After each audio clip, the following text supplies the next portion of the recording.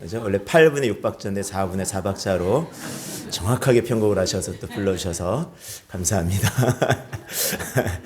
감사합니다. 오늘 우리 말씀을 전해주실 우리 선교사님 윤병란 선교사님 말씀드리겠습니다. 우리 절기 때 함께 되는 분들이 있었죠. 예, 레위인 그리고 객과 고아와 과부 함께하는 것인데요. 레위인이시면서 또 보니까 어떻게 보면 선교사님이 객이시더라고요. 객. 선교사님은 1997년도에 이제 필리핀으로 가셔서 10년간 사역하시고 그리고 또 대만으로 가셔서 그때부터 지금까지 쭉 필리핀과 대만 땅에서 선교사로 사역을 하시니까 그 땅에서는 계속 객으로 사시는 거죠. 오늘 또 선교사님 나오셔서 말씀 전하실 텐데 우리 다른 분들 이렇게 오셔서 말씀 전하실 때는 평상시보다 더 뜨겁게 들으셔야 됩니다. 알죠? 더 뜨겁게 아멘도 크게 하시고 눈 잘 뜨시고 말씀 잘 들으시고 우리 윤병란 선교사님 나오셔서 말씀해 주실 때 우리 무엇이 남는가 하는 말씀의 제목으로 하나 말씀을 전하실 때 또 많은 은혜를 던집는 시간이 되어지기를 원합니다. 우리 나오실 때 우리 할렐루야로 환영하시겠습니다. 우리 할렐루야. 부럽네. 안녕하세요. 한 코로나 이런 거 전에 한번 뵙고 좀 뵙는 것 같은데 긴 시간 동안에 그래도 평안 가운데 계셔서 감사하고 저도 평안 가운데 있다가 한국에 들어왔습니다. 오늘 나누고 싶은 말씀은요. 히브리서 12장 1절과 2절 말씀이지만 먼저 본문을 들어가기 전에 우리가 매 성경마다 그 성경을 좀 더 이해하기 쉽고 알기 쉬우려면은 성경 그거를 기록한 당시의 배경이라든가 뭐 역사적 그 당시에 일어났던 역사적인 사건이라든가 뭐 그런 것들을 먼저 좀 알면 성경을 좀 더 이해하기 쉽고 좀 더 마이크에 문제가 있습니까? 키가 작아서 취약점은 아닌데 늘 지적받는 상황입니다. 좀 더 성경을 이해하기 쉽고 또 재미있게 읽을 수 있는 것이 먼저 성경의 배경이라든가 저자에 대해서라든가 아니면 성경을 이 말씀을 받는 사람이 누군가 이것들을 좀 기본적인 지식들을 알고 들어가면은 좀 더 수월하게 성경을 읽고 성경을 읽을 때 좀 더 많이 알 수 있거든요. 그래서 저는 오늘 히브리서 말씀을 나누면서 그 전에 12장의 본문의 말씀을 나누기 전에 저는 히브리서의 전반적인 이것을 왜 저자 특별히 히브리서는 그 저자가 누구다라고 확정되지 않았어요. 또한 그리고 이거를 히브리서는 편지인데 이 편지를 받는 수신자가 누군지에 대해서도 문헌에 정확하게 기록되어 있지 않다고 합니다. 네, 이 히브리서 전체적인 것들에 대해서 어느 한 목사님께서 나누셨던 그분이 공부하고 연구했던 문헌을 통해서 알았던 것들을 제가 한번 함께 나누고자 합니다. 히브리서는요, 64년, 1964년이 아니라 그냥 64년이에요. 64년 7월 18일에서 19일로 넘어가는 새벽이에요. 모두가 잠자는 그 시간에 로마에 아주 큰 화재가 일어납니다. 모두가 잠자고 있는 시간이었기 때문에 그 불을 인지하지 못했던 거예요. 잠자고 있었기 때문에 급속도로 불이 퍼져나가는데 그래서 그 로마 시 안에 일어났던 불이 너무너무 큰 대화재였어요.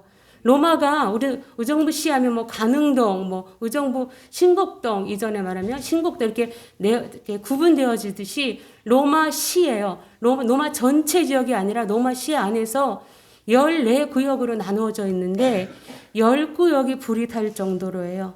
이 불이 5일에서 6일 계속 지속됐다고 하더라고요. 근데 불이 거의 뭐 꺼질 무렵 그쯤 되에 다시 또 돌풍이 불어와서 이 불이 9일에서 10일 동안 지속될 정도로 긴 시간이었으니까 여러분 상상해 보세요. 얼마나 불이 심했을까. 당시에 로마시 안에 있던 건물들은 거의 목재 건물이었다고 합니다. 목재 건물이나 아니면 콘크리트. 그러나 목재 건물이 대다수여서 제가 마스크를 좀 내려도 될까요? 네. 허락하에. 목재 건물이어서 상상해 보세요. 불이 9일에서 10일 정도로 일어났으니 그 건물들이 얼마나 많이 탔겠어요. 거의 다 모든 지역, 그 마을, 그 지역에, 로마시 안에 있던 모든 건물, 집들이 다 소실될 정도였어요. 그러니까 로마시에 있는 사람들이 상실감이 엄청나게 컸겠지요. 그 상실감이 어떻게 변화되었냐면 분노로 변화되어졌어요. 분노하여서 대체 이 불을 저지른 사람이 누구야? 하고 찾기 시작하니까 네로 황제였던 거예요. 그들이 생각하기는 네로 황제였어요. 왜냐하면 네로 황제가 그가 황제로 즉위할 때 54년에 뭐라고 얘기했냐면 저 경기장 서북 쪽에 있는 로마 거기 시마리아 좀 다 무너뜨리고 다시 한번 재건을 해야겠어라고 그가 황제로 제의할 때 그런 말을 했거든요. 그 했던 말들을 백성이 기억하고 이건 분명히 네로 황제가 불을 저질렀다. 다시 한번 그 지역을 로마시를 재건하려고 라는 마음을 가지고 백성들이 무기를 가지고 네로 황제를 죽이려고 그의 황제의 뒤뜰까지 갑니다. 그러니까 너무 당황한 네로 황제는 너무 작아서 이거도 안 보이죠. 요거 때문에 네로 황제는 핑계를 대는 거예요. 나 아니고 저기 그리스도인입니다. 라고 얘기를 했어요. 그 죄를 뒤집어 씌운 거죠. 그리스도인들에게. 그러니까 로마 병사들이 이제 그 로마시아에 있는 그리스도인들을 잡으려고 갔어요. 화재가 난 10구역이 제외된 4구역은요. 유대인들이 살고 있던 지역이었거든요. 그러니까 분명히 아마 그러니까 네로 황제의 말에도 이제 신임을 얻었던 거예요. 분명히 그러면 아마도 그리스도인들이 화재를 저질렀나 보다라고 생각을 한 거죠. 그래서 로마 백성들이 그쪽으로 또 갑니다. 그리스도인을 죽이려고요. 근데 사실 화재가 난 10구역 그 안에서도요. 유대인이 많이 살고 있었어요. 그러나 너무 상실감이 큰 나머지 분노가 일어오니까 합리적인 판단이나 이것들이 쓰지가 않는 거예요. 더구나 네로가 합리적으로 허락한 거예요. 그리스도를 비판할 수 있도록. 그래서 로마시에 살고 있던 로마 병사들까지 다 동원되어져서 그리스도인들의 집들을 방문하고 그들을 향하여서 핍박과 고난이 시작되어진 이 배경이 히브리서예요. 근데 너무 중요한 거는요. 이들이 핍박과 고난을 당하니까 로마 병사들이 어떤 방법으로 이들을 핍박하고 고난을 했냐면 저희들이 상상할 수 없을 정도의 방법들이에요. 예를 들어서요. 이제 예수 믿으니까 잡혀왔어요. 부모가 잡혀온 그 가정 가운데 자녀를 데리고 와서 식사를 마련합니다. 식사 자리를 마련하고 밥을 먹게 해요. 그 다음에 돌아가는 그 순간에 이 자녀들에게 소나 양의 털옷을 입힙니다. 입히고 돌아갈 때에 그냥 가게 하지 않아. 밖에 추우니까 이것 좀 입히고 가. 생각해 주는 척하고 입혀요. 그런데 그 당시에 로마는요, 사냥이 많이 발달되었대요. 그래서 훈련된 사냥개가 상당히 많았다는 거죠. 그들이 소나 양의 옷을 입고 돌아갈 때 자녀가 사냥개를 푸는 거예요. 그 사냥개가 그냥 사냥개가 아니라 한 2, 3주 굶긴 사냥개. 근데 풀 때에 그냥 푼 것도 아니고 또한 그 개에게 뾰족한 것으로 몸을 다치게 해서 피를 흘리게 해서 극도로 사냥개를 흥분시킨 다음에 집으로 돌아가는 양과 소의 털을 입고 돌아간 자녀들을 푸는 거예요. 부모 앞에서 자녀가 죽어가는 모습, 이러한 방법도 동원했고요. 또한 그리스도인들이 너무 핍박과 고난 가운데 견딜 수 없으니까 때로는 들로 산으로 또는 굴을 파서 들어가는 거예요. 우리가 익히 너무 잘 알고 있는 카타콤은 저는 아직 가보지 않았어요. 최근에 이성 목사님 다녀오셨죠. 터키. 카타콤 우리가 상상할 수 있는 그러한 크기의 사이즈가 아닌 것 같아요. 그 안에 병원도 있고 교육할 수 있는 학교도 있고 건물이 몇 층씩 되는 엄청난 그 넓이의 동굴인 거예요. 그 카타콤에서 너무 동굴이 크니까 이들이 이렇게 표시를 해놓은 거예요. 자기들도 나갔다 들어오면 길을 못 찾으니까요. 표시를 해뒀어요. 딱 이렇게 우리가 잘 알고 있는 표시, 무적, 물고기 표시. 물고기 표시도 진짜 물고기 표시가 있고 가짜 물고기 표시가 있는 거예요. 그러니까 그 동굴 안으로 로마 병사가 믿는 그리스도인을 잡으려고 들어가다가도 잘못된 그 가짜 물고기 표시를 보고 들어갔다가 못 나오는 자꾸 이런 일들이 일어나니까 이들 그렇게 부모를 협박하고 또한 자녀를 협박하고 해서 야 진짜 물고기 표시가 뭔 거야? 알려줘. 여러 가지 방법을 동원하여서 이들을 또 고난 가운데 몰립니다. 또 한 가지 방법은요. 여러 가지 방법 중에 맹수와의 싸움이에요. 그냥 단순한 그 경기장에다가 그리스도인들 다 불러다가 거기 가운데는 어른도 있고 어린아이도 있었어요. 불러다가 단순히 맹수와의 싸움이 아니었어요. 싸우기 전에 먼저는 옷을 다 벗기고 그것이 어른이든 여자건 남자건 여자건 어른에 상관없이 옷을 다 벗겨요. 다 벗긴 다음에 그 앞에서 성적인 행위를 하게 하고 그걸 보고 막 웃고 떠들고 너무 좋아하고 이런 다음에 맹수를 풀어다가 그들과 싸우게 하는 그런 핍박이 있었어요. 근데 그 경기장 안에 로마인들만 앉아 있었던 게 아니었어요. 너무 핍박과 고난이 심하니까 그리스도인들 가운데에 배교한 사람들이 엄청나게 많이 일어났다고 하더라고요. 그런데 배교한 사람들, 나 예수님 안 믿겠습니다라고 내려놓았다는 사람들을 맨 앞줄에 앉히는 거예요. 맨 앞줄에 앉아서 그들과 함께 그들이 하는 그 고난, 그 엄청난 우리 이루 말할 수 없는 그 고통당하는 그 모습들을 지켜보게 하고 환호하게 하고 환호하지 않으면 환호하지 않는다고 너 아닌데 배교한 것 같지 않은데 라고 해서 계속 부추겨서 그 맨 앞줄에 앉혀서 그 맨 줄에 앞에 앉았으니까 그리스도인 자기와 함께 신앙생활했던 그리스도인 아무개도 볼 것이고 다 아는 사람들 볼 거 아니에요. 그 고통을 느끼게끔 만들기 위해서 그들을 맨 앞줄에 앞치는 경기장의 맨 앞줄에 앞쳐서 함께 기뻐하고 환호하게 하는 그런 방법도 동원하였어요. 이러한 그 너무 고통스러운 이런 상황. 또 한 가지는요, 로마시로 들어가는 길은 입구에다가 막대를 세워놓는 거예요. 세워놓아서 거기다가 그리스도인들을 매다는 거예요. 매달아서 뭐라고 얘기하면, 야, 우리 화재로 인해서 우리 자녀가 죽었고, 우리 우리 가족들이 죽었으니까 너희도 한번 당해봐. 막대기에다가 사람을 매달아 놓고 촛물이 있잖아요. 촛물을 뿌려요. 그리고 바로 죽이는 게 아니라 좀 저녁쯤 6시나 해가 너울어줄 때 6시나 7시쯤 로마 병사가 횃불을 가져와서 그 막대기 위에다가 불을 지피는 거예요. 태워 죽이는 거죠. 그러니까 저희가 상상할 수 없는 엄청난 이러한 고난들을 놓여진 그 상황 속에서 이 히브리서가 기록된 거예요. 이 편지를 제1세기 그리스도인들에게 보내준 거예요. 여러분에게 질문하고 싶어요. 여러분, 네로 박해가 피할 수 있었을까요? 아니면 없었을까요?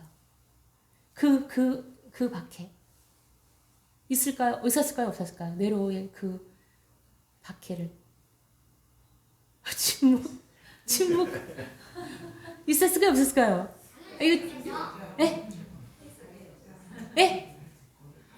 있었어요. 그 밖에 피할 수 있었어요. 어떻게요? 예수님 부인하면. 난 더 이상 예수님 믿지 않겠습니다. 라고 부인만 한다면 그 밖에는 피할 수 있었어요. 그래서 많은 그리스도인들이 너무 저희들이 상상할 수 없는 고난과 박해 앞에 있으니까 많은 사람들이 배교했던 거예요. 예수님 부인했던 거예요. 근데 그 당시에, 여러분, 그 당시에 로마에는요, 그 종교를 인증하는 제도가 있었어요. 로마가 이렇게 보고, 이 종교 괜찮을 것 같은데, 그냥 좀 합리적인 그러한 것들을 전하는 그런 종교는 인정했어요. 그래서 로마가 인증한 교회 가운데 유대교가 있었어요. 유대교도 로마가 인정한 종교였어요. 그러니까 너무 고통스러우니까 이들 생각하는 거예요. 야, 돌아갈까? 유대교로 돌아갈까? 어차피 거기도 하나님 믿는 거니까. 근데 여러분, 유대교와 기독교의 차이가 뭔지 아세요? 유대교와 기독교의 차이 아시죠? 네, 예수님. 유대교는 하나님을 믿지만 예수님이 메시아임을 거부하는 그 종교예요. 근데 거기서 나와서 아, 예수님이 메시아였구나라는 것을 깨닫고 알아서 예수님을 주로 영접하여 살았던 사람들이 유대인, 그리스도인, 기독교인이었거든요. 그러니까 좀 편해지려면 로마가 인정한 종교니까 유대교로 돌아가면 되겠죠. 너무 힘드니까요. 죽고 싶지 않으면요. 근데 살려고 이 길을 택하였으나 히브리서 저자가 얘기하는 것은 살려고 그 길을 택하였지만 결국은 죽음의 길이라는 걸 얘기하고 있는 거예요. 결국은 죽음의 길. 살려고 배교했지만, 살려고 주님 부인했지만, 육체는 그 당분간 살 수 있었지만, 영혼은 영원히 죽는 형벌을 받는 그러한 곳으로 간다. 그러니 믿는 자여, 믿음을 배반하지 마세요. 여러분이 믿고 있는 그 예수님은 누구시냐? 히브리서 1장부터 계속 얘기하고 있는 것은 그분은 우리가 너무 귀히 여기는 선지자들, 그들보다 높은 분이다. 예수님은 누구시냐? 여러분 너무 좋아하죠? 여러분 너무 숭배하고 천사, 그들보다 더 높은 분이다. 여러분 예수님은 누구시냐? 여러분이 너무 좋아하는 모세, 그 모세보다 더 높은 분이시다. 여러 가지 예를 들어가면서 히브리서 기자는 1세기에 고난당하는 그리스도인들을 향하여서 그러니까 여러분 믿음을 떠나가지 마십시오. 그러니까 여러분이 잠시 육체가 편안해지기 위해서 모임도 패하고 히브리서에 기록된 말씀이잖아요. 여러분 다 읽어보셔서 아시잖아요. 모임도 패하지 마십시오. 두려우니까 무서우니까 모이기도 두려워하니까 그것조차도 하지 못했거든요. 그들을 향하여서 히브리서 기자가 그 성도들을 향하여서 여러분 돌이키지 마세요. 라고 계속해서 강조하는 것이 히브리서예요. 근데 그 믿음을 배교하는 그것보다도 더 아픈 것이 있어서요. 더 아픈 거. 그게 뭐냐면 하나님의 침묵이었어요. 당신이 사랑하는 자녀가, 하나님이 사랑하는 성도가 그 고난 가운데 놓여 있는데 하나님은 침묵하셨어요. 다니엘서처럼 다니엘을 사자굴에 들어가서 건져내는 그 사건이 그 당시에는 없었다고 합니다. 그냥 그대로 고스란히 그 고난과 압박을 다 받게끔 하나님이 침묵하고 계셨어요. 그러니까 이쪽에 갈등이 찾아오는 거예요. 도대체 왜 내가 이렇게 예수님을 믿어야 할까? 예수님이 누구기에? 예수님이 왜? 뭔데 왜? 하고 막 갈등하니까 히브리서가 그렇게 얘기한 거예요. 예수님은 선지자보다, 예수님은 천사보다, 예수님은 모세보다, 예수님은 멜기세덱보다 더 높으신 분, 위대하신 분이라고 히브리서에서 계속해서 기자가 1장부터 시작해서 계속해서 얘기를 하고 있어요. 그러면서 단지 그것만 설명하고 있지만 않아요. 히브리서 안에는 경고의 말씀도 있어요. 여러분이 그렇게 배반하고 갔다가는 하물며 선지자가 전한 말을 듣고 그 말을 지키지 않는 자에게 하나님이 이렇게 저주하겠다고 하셨는데 하물며 예수님이 말씀한 것들을 거부하는 자들은 어떻게 되겠느냐? 라고 퀘스천 마크를 찍을 정도로 그 경고도 얘기해요. 또 히브리서 이 안에는요.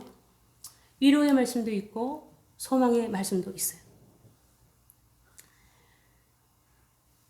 그러면서 오늘 우리가 읽었던 히브리서 12장 1, 2절 여러분 이러므로 할 때 이러면요. 우리에게 구름같이 둘러싼 허다한 증인들이 있으니 여기서 허다한 증인은요. 이 앞에 11장에 있는 그 16명의 증인이에요.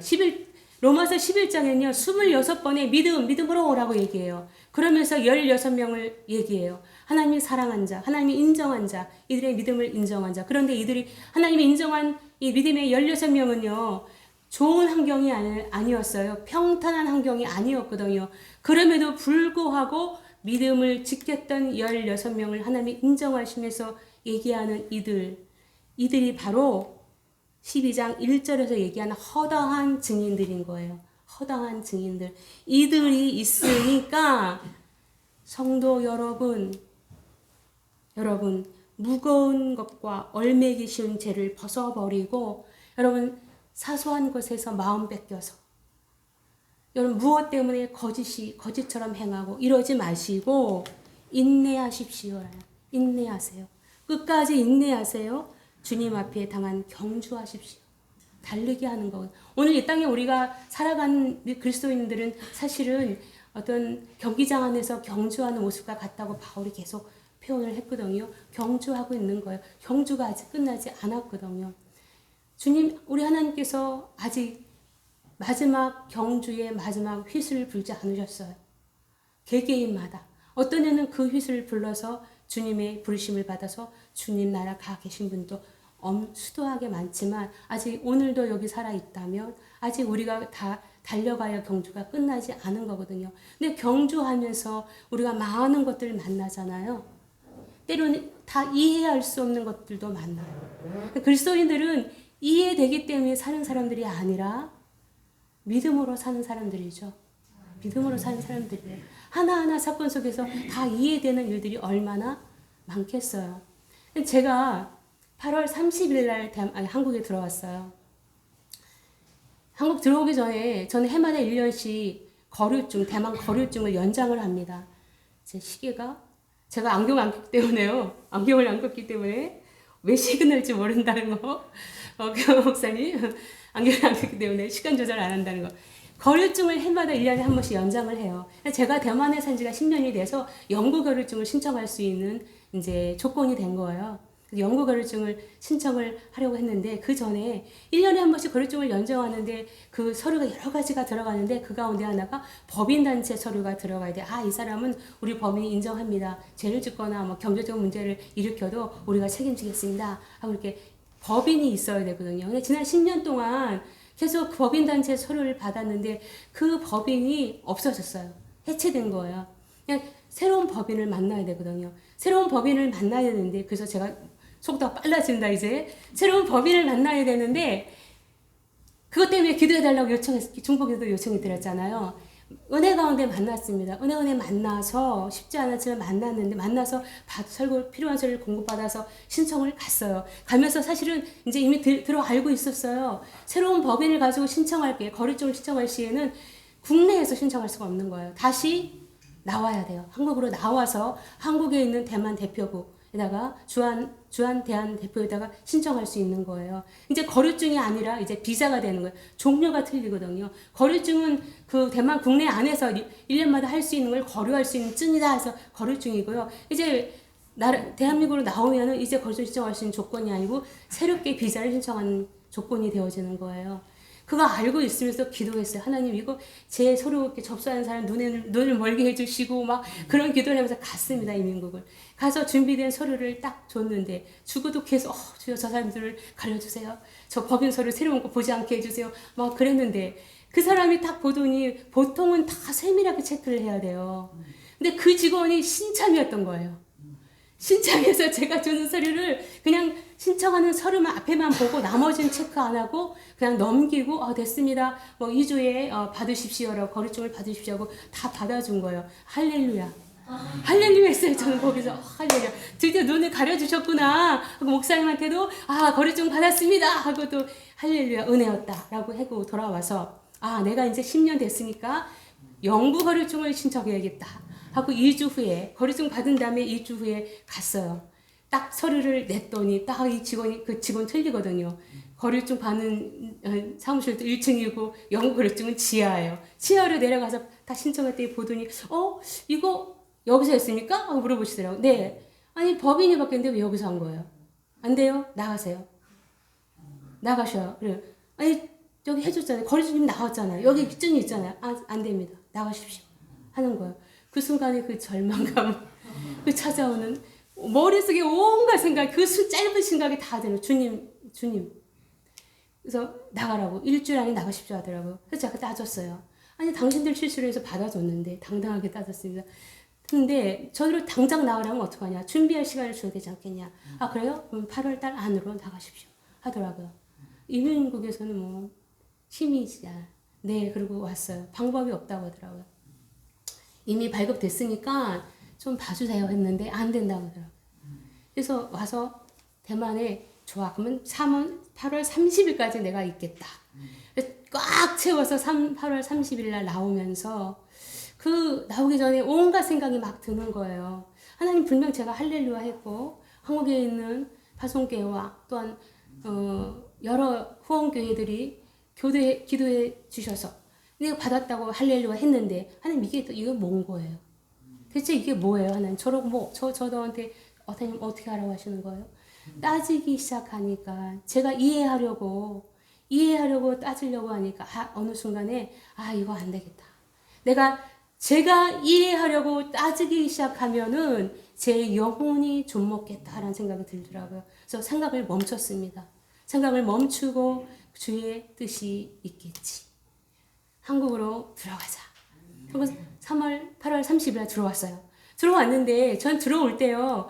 이게 빨리 이제 서류는 이미 다 준비되어졌으니까 바로 한국 도착하자마자 대만 대사관의 대표부에 가서 신청하면 비자는 바로 나올 것이다 라고 했는데 딱 알아보니까 오자마자 그 다음 주 월요일에 바로 전화했거든요. 알아보니까 제가 비자를 신청할 수 있는 날짜가 11월 22일인 거예요.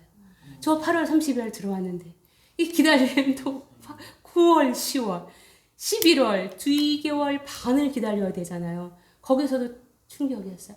왜냐하면 지난 3년 동안 대만이 국경을 개방을 안 했어요. 코로나 때문에 완전히 막아버렸기 때문에 어떠한 업무도 보지 않고 어떠한 비자 신청도 받아주지 않았던 거예요.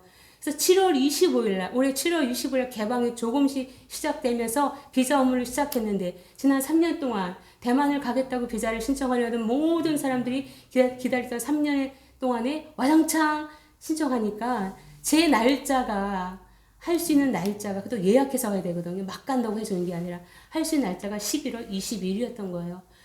그거 보면서 또 하나님 저 어쩌면 좋아요.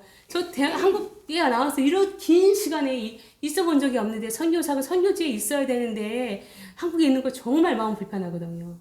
솔직한 마음 너무너무 불편해요. 선교지는 선교지에 있어야지 평안을 누릴 수가 또 선교지에 있으면 한국이 또 그리워지는 순간도 있어요. 한국 생각난다. 명절 되면 때로는 이제 명절에 대한 개념도 없어졌거든요. 생각날 때가 있는데 여기 있는 게 정말 너무 불편하고요. 주일날 본교회 가서 예배 드리는 그 막 눈치 보이는 거 있거든요. 선교사가 아직도 안 나갔어? 그러지 않는데 눈치 주는 곳은 없는데 제 스스로가 그렇거든요. 하나님 이거 어떻게 하면 좋아요? 왜 묻으려다가 그냥 제가 이해할 수 있는 차원이 아니니까 또 하나님 주의 뜻이 있겠죠. 그냥 믿음의 눈으로 보고자 합니다. 하나님 가장 적당한 시간에 제가 갈 수 있게끔 해주세요. 기도하고 있는 시간들이에요. 접수시켰습니다. 11월 20일 날. 그런데 접수시켜도 비자가 이 서류가 대만으로 갔다가 다시 한국으로 오거든요. 그 기간의 시간이 너무 또 긴 거예요. 1달 반에서 2달을 기다려요. 제가 대략 이 날짜를 예상해 보니까 1월 초 정도는 돌아갈 수 있겠다라는 생각이 되는 거예요. 제 아내도 제가 선교사였는데 한국에 이전에 있을 때는 전도사로 사역했는데 이 믿음을 가진 자인데 이 상황 속에서 어떤 마음이 드냐면 이해하려는 마음이 먼저 앞섰던 거예요. 하나님 왜? 하나님 왜 그렇죠? 그런데 그리스도인들은 이해로 살아가는 사람들이 아니라 믿음으로 살아가는 사람들이 이어야 하기에 다시 마음을 가다듬고 주님 앞에 섰어요. 주님 앞에 섰지만 사실 제 안에 불안한 마음이 있어요. 이렇게 길어진 건 처음이고 이런 일을 만난 건 정말 지난 선교사 그 20년 가까운 속에 처음이거든요. 행여나 하나님이 나를 저버릴까 봐. 이 솔직한 두려움이 있어요. 행여나 하나님이 나를 대만으로 보내지 않으실까 봐. 나 여기서 다 한 거 아닌가. 나 여기서 다 쓰임받고 이제 한국에 있어야 되나? 혹시 이런 것 때문에 이 비자 받는 시간들, 이런 다시 거부당하고 다시 대만, 한국으로 돌아오고 이 시간 또 이 긴 시간 몇 개월의 시간을 기다려야 되는 건 아닐까. 기도하면서도요, 순간순간 찾아오는 불안한 마음과 두려움은 있습니다. 하나님 저 다 쓰신 건가요? 하나님 저 대만 못 가면 어떡해요? 이런 마음도 때때로는 찾아옵니다. 믿음이 있지만 때로 기도를 하고 있으면서도 이런 마음이 찾아오거든요. 여러분의 인생 속에서도 마찬가지일 것 같아요. 기도하지만 믿음으로 말씀을 믿지만 그러나 또 사단은 우리의 마음 가운데 여러 가지 생각들, 번잡스러운 생각들을 너무나 많이 가져다 주는 것 같아요. 그때에 여러분 기억하십시오. 히브리서 어떤 환경에 놓여져 있던 성도들이었던가. 우리는 지금 이 상황은 아니잖아요. 저 역시 이렇게 생명을 내어놓아야 할 그 상황은 아니거든요. 그 죽어가면서까지도 믿음을 지키기 위해서 고민해야 되고 어떻게 하나님을 붙잡을 수 있을까 고민해야 될 그 상황은 아니니까요. 코로나 지난 3년 동안에 저 역시도 그렇지만 너무 온라인 예배에 익숙해져 버린 것 같아요. 괜찮아. 예배는 드리잖아. 그래도. 스스로들을 위로하는 것 같아요. 괜찮아. 하나님이 이해하셔. 하나님은 아셔. 근데 여러분, 때로는 온라인으로 예배를 드린 것도 예배로 하나님 받으시지만, 그러나 중요한 건요, 이거 제 경험이기도 하는 것 같아요. 현장에서 예배할 때 말씀을 받는 자세와 감동과 깨닫는 은혜와 온라인으로 예배할 때에 드리는 내 자세와 내가 갇혀있고 이렇게 갇혀있고 오시잖아요. 그런데 저조차도요, 온라인으로 예배할 때 이렇게 갇혀있고 딱 자리에 앉아서 예배하지 않더라고요. 조금은 편안한 옷.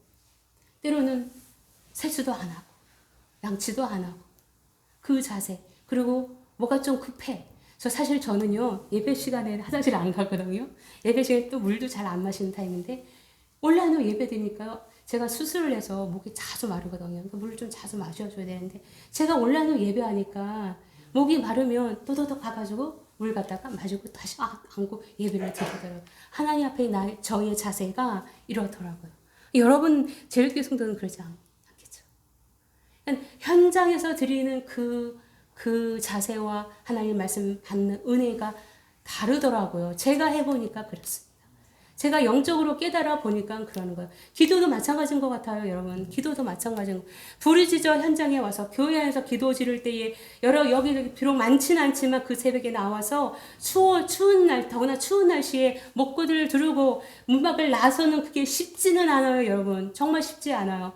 그러나 나와서 현장에 나와서 기도할 때 여기저기서 성도와 함께 기도할 때에 그때 내가 기도에 탄력을 얻어서 힘을 얻어서 함께 더 부르짖어 기도할 수 있는 것과 온라인에서 물론 같이 기도하지만 또 다르더라고요. 제가 경험을 해보니까 또 다르더라고요. 그래서 지난 3년 동안 한국이 너무 그 부분에 교회마다 그러나 물론 정부 정책 따라서 해야 하는 건 맞고 조심해야 되고 신경 써야 되는 건 너무나 많지만 그럼에도 불구하고 여러분 스스로의 영혼을 정말 돌아봐야 될 것 같아요. 오늘 히브리서를 받았던 서신자들 이 성도들이 이러한 환경에 있어도 많은 배교자가 있었지만 그럼에도 불구하고 배교자 하지 않고 카타콤에 들어가서 신앙을 지키려고 그 기간이 언제 끝날지도 모르는데 그게 언제 끝날지, 이 핍박과 고난이 언제 끝날지도 모르는데도 불구하고 거기에 들어가 있어야 되는 이 성도의 상황은 우리가 아니잖아요. 코로나이지만 그래도 아니잖아요. 그렇죠? 그렇기 때문에 한번 되돌아볼 필요가 있지 않은가. 지난 3년간 나는 주 앞에 어떠했는가 한번 돌아볼 필요가 있지 않을까라는 생각이 듭니다. 그래서 제가 오늘 설교의 주제를 무엇이 남는가라고 했는데 오늘 안에 보니까 인터넷에 저도 몰랐어요. 박노해 시인이 계시더라고요. 그 시의 제목이 무엇이 남는가예요. 무엇이 남는가. 그 한 구절, 제가 몇 구절 말씀드릴게요. 정치가에게 권력을 빼보라. 무엇이 남는가. 부자들에게 돈을 빼보라. 무엇이 남는가. 성직자에게 직위를 빼보라. 무엇이 남는가. 지식인에게 명성을 빼보라. 무엇이 남는가? 다 빼고 남은 그것이 그다. 라고 그 시에 있더라고요. 여러분, 코로나 상황 다 빼고, 내가 아버지인 것 빼고, 내가 엄마인 것 빼고, 내가 집사인 것 빼고, 내가 어느 기관의 회장인 것 빼고, 다 빼고, 여러분 안에 무엇이 남아있지? 적어도 나는 그리스도인 이거 하나 남는다면 우리는 적어도 주 앞에서 성공한 그리스도인이 아닌가. 하나님은 우리를 성공하기 위해서 부르시지 않으셨어요. 어떤 목사님이 그 말씀 하시더라고요. 성공하기 위해서 부르시지 않았다. 거룩해지도록 불렀다. 근데 저희는 성공에 초점이 너무 많은 것 같아요. 거룩해지는 것에는 그닥 관심은 조금 있지만 노력하지 않는, 거룩해지려고 성공하는 거에 비하여서, 성공을 위해 노력하는 거에 비해서 내가 내 스스로가 주 앞에 거룩해지려고 뿐만 아니라 주 앞에 뿐만 아니라 성도 앞에서 세상에서 거룩해지려고 그만큼은 노력하지 않는 것 같아요. 그만큼. 또 우리는 교회에 다니는 사람들이 아니에요. 교회가 되어져야 할 사람들이다. 교회가 되어져야 할 사람들이에요. 아, 나 교회 다녀. 이것이 아니다. 나는 정말 가짜가 아니라 진짜 그리스도인이야. 라고 누군가 앞에서 말할 수 있는 그러한 사람이 되기 위해서 고민해야 되고 기도해야 되고 말씀 보면서 좀 더 거룩해지려. 주님, 우리 생명, 개개인의 생명을 이제 그만 살고 나한테 와 할 그 순간까지.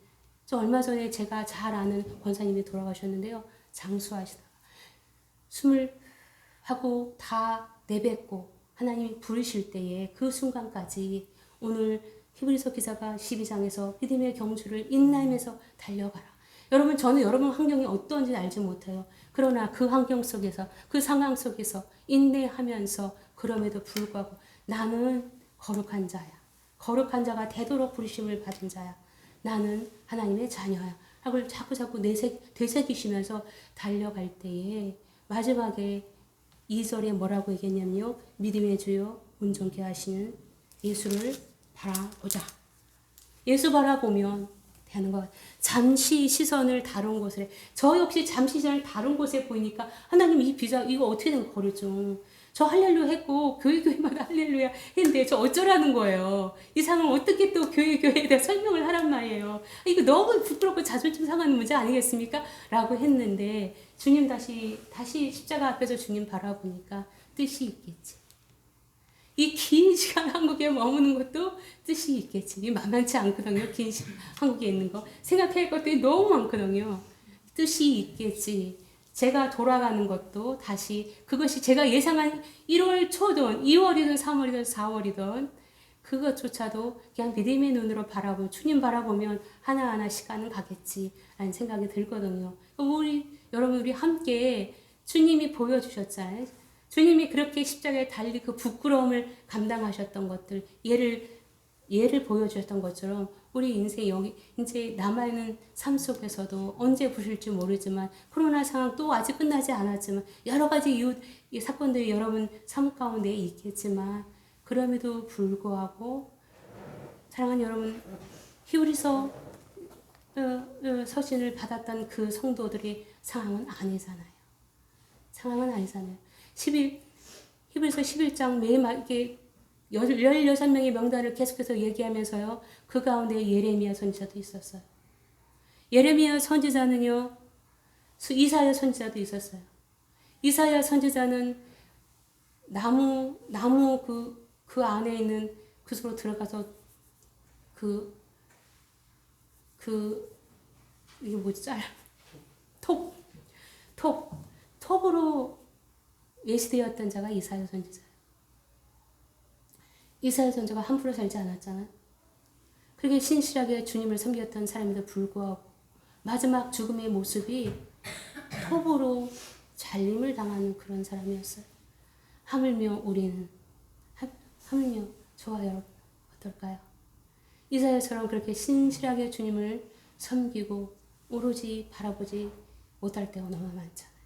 그러니 더 주 앞에 무릎 꿇을 수밖에 없고 더 예수님을 바라보면서 예수님의 본을 바라보면서 믿음의 경주를 달려갈 수밖에 없지 않나라는 생각을 합니다. 기도하겠습니다. 하나님, 우리의 연약함을 용서하여 주시옵소서. 지난 시간, 과거 속에서, 흘러온 시간 속에서 저희가 어떻게 하나님을 섬겼고 믿음을 지키기 위해서 어떤 싸움을 싸웠는지 하나님 한 주간 묵상하고 생각하게 하여 주시옵소서. 그리하여서 주님이 주신 감동으로 하나님 어떻게 이 험난한 세대 속에서 믿음을 지키기에는 지킬 수 없는 많은 이웃거리가 있는 이 세대 속에서 어떻게 믿음을 지킬 것인지 주 앞에 음성을 듣게 하여 주시옵소서. 그리고 그거 붙잡고 예수님께서 십자가의 부끄럼도 개의치 않으시고 달려 돌아가셨던 것은 오직 우리에게 구원을 주시고자 함이며 마귀의 세력을 멸하고자 함일진데 하나님 그 본을 따라서 우리도 이 세상에 살면서 하나님 우리에게 주신 권세를 가지고 마귀의 세력을 멸해 가면서 살아갈 수 있는 믿음의 사람들이 되게 하여 주시옵소서. 정말로 하나님 바라기는 우리가 가짜 그리스도인이 아니고 진짜 그리스도인이 되어지게 하여 주시옵소서.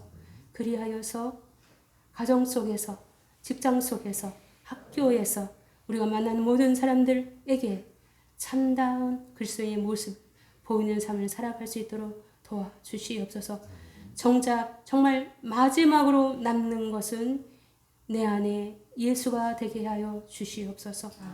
기한별을 축복하여 주시고 2023년도에도 22년도에 복 주셨던 것처럼 23년에도 계약한 모든 사역들 속에 오로지 하나님만 영광 받아 주시고 영혼의 열매가 풍성히 맺어지는 한 해가 되게 하여 주시옵소서.